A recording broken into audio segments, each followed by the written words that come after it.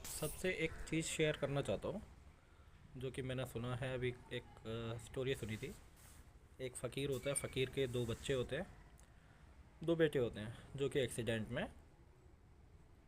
हो गया, वो एक्सपायर हो गए, मतलब मर गए, वो मृत्यु हो गई उनकी। उसके बाद वो फ़कीर जो है अपने घर पे आता है, तो उसकी पत्नी जो है वो कहती है कि तुम खाना खा लो, फिर एक बात बतानी है। तो जी वो खाना खाने लगता है, लेकिन खाना खाते खाते वो पूछता है कि भाई बेटे कहाँ थे। वो जुड़वा बेटे थे, अपने बेटों से बहुत लगाव करता था। तो उसने पूछा कि बेटे कहाँ है।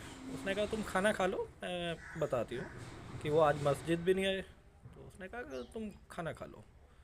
तो फ़कीर ने खाना खाया। खाना खाने के बाद हाथ पैर धोए, फिर वो दूसरे कमरे में जाने लगा। तो उसकी पत्नी ने कहा कि मुझे एक आपसे बात करनी है कि मैं आज से 20 साल पहले एक व्यक्ति मुझे हीरे जवाहरात दे गया था, सलामती के लिए, मतलब रखने के लिए।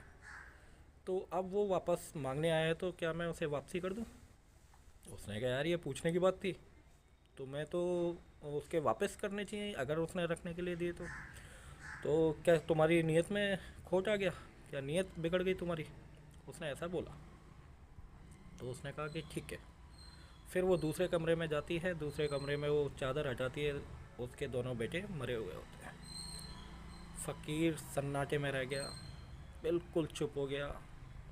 फिर उसने कहा कि बिल वो समझ गया कि इसने क्या बोला था कि 20 साल पहले उसके बेटे पैदा हुए थे, कि वही हीरे जवाहरात थे, भगवान ने दिए थे, ऊपर वाले ने दिए थे, तो वो वापस ले गया। तो उसने कहा कि ठीक है, तुमने मेरे को अच्छी बात बताई कि जब ये पैदा नहीं हुए थे तो भी हम कितने खुश थे।